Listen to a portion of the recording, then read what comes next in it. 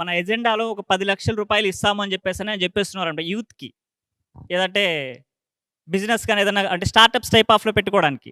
అది పెట్టుకున్నప్పుడు దాంట్లో మానిటరింగ్ ఎంతవరకు చేయడానికి అవకాశం ఉంటది? అంటే ఇప్పుడు ఆల్రెడీ ఇంతకుముందు గవర్నమెంట్స్‌లో ఇస్తూ ఉన్నారు. కాపు నేస్తం కావచ్చు, సంథింగ్ ఏదైనా గాని వాళ్ళు ఏదైనా అంటే టీడీపీ గవర్నమెంట్‌లో ఇచ్చారు. కొన్ని గవర్నమెంట్స్‌లో ఇచ్చారనమాట. వాళ్ళకి 2,00,000, 3,00,000 అని చెప్పేసని.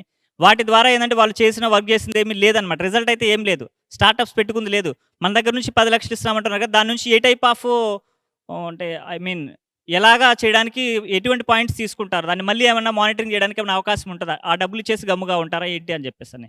అలానే ఇంకోటేందంటే అదొకటి. నెక్స్ట్ ఇంకోటేందంటే ప్రైవేటైజేషన్ చేయడం వల్ల బెనిఫిట్ చాలా ఉండేయన్నమాట. బెనిఫిట్స్ చాలా ఉండే ప్రైవేటైజేషన్ చేయడం వల్ల. ఏ ప్రైవేటైజేషను? అన్నీ మానిటరింగ్ ఉంటుంది ఫస్ట్ దానికి. ఇట్స్ నాట్ జస్ట్ మన నా జేబులో డబ్బులు ఇస్తే నేను మానిటర్ చేస్తాను లేదు నాకు తెలియదు కానీ when you're giving from the state exchequer there are enough government bodies which would monitor and regulate. The first question. The second question, privatization. See, privatization is a very, you have to apply, and competitive, Singapore undanko, kucham, sit. Singapore undanko, Singapore has got a,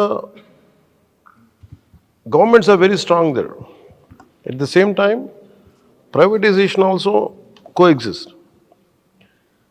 So our kind of systems patrol, it is not something is bad, something is not right. The privatization is not wrong. But how do you apply it? So, రెండు చేయొచ్చు అంతేగాని మనం ఏది కూడా ఒకటే కూర్చోబెట్టి for example licence రాజును ఉండేది మనకి 70s, 80s అంతా ఎందుకు ఆర్థిక సంస్కరణల ద్వారా అంత పెరిగిందంటానికి if you follow Nani Palkhivala his entire complaints are about government controls.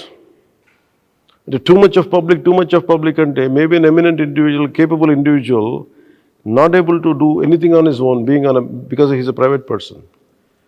Invention kani, innovation kani undadi kada. So privatization is also very essential for economic prosperity and individual growth. So you should strike a balance for it.